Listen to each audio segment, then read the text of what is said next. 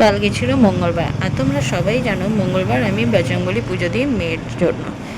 তো সেই কারণে কালকেও বেরিয়ে গেছি মেয়ের জন্য পুজো দিতে বজরংবলীর কাছে। এই যে হাতে ধূপ আর মোমবাতি নিয়ে নিয়েছি, আর প্রচণ্ড বৃষ্টি পড়ছে, মাম্মাকে ঘরে রেখেই বেরিয়েছি। এখন বেরিয়ে পড়েছি, এই যে মন্দিরে চলে এসেছি।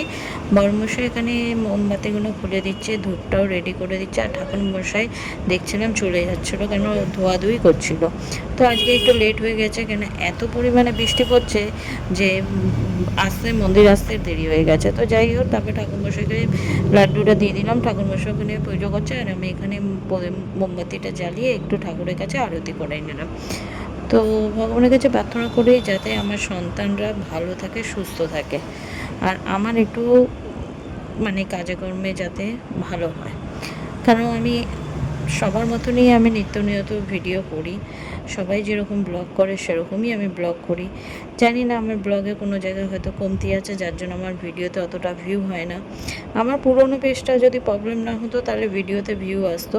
পুরনো পেজটা আমি অনেক হাঁটাঘান্ডি করেছিলাম, কিন্তু কিছু কারণবশত পুরনো পেজটা আমার নষ্ট হয়ে যায়, সেই কারণে নতুন পেজে সেরকম ভিউ আসে না। তো কী করব, ভিডিও করে যাব, কপালে দেখা যাক যদি আসে।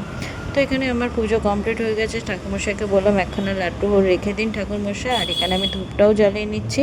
ধূপটাও জ্বালিয়ে নিয়ে ঠাকুরের কাছে একটু আরতি করে নিলাম, আর ঠাকুরের কাছে প্রার্থনা করলাম যে একটু আমাকে দেখো আর আমার সন্তানদেরকেও ভালো রেখো। আর এখানে ঠাকুরমশাই বললো আসো টিপটা দিয়ে দিই, তো এখানে বজরংবলী টিপটাও পরে নিলাম।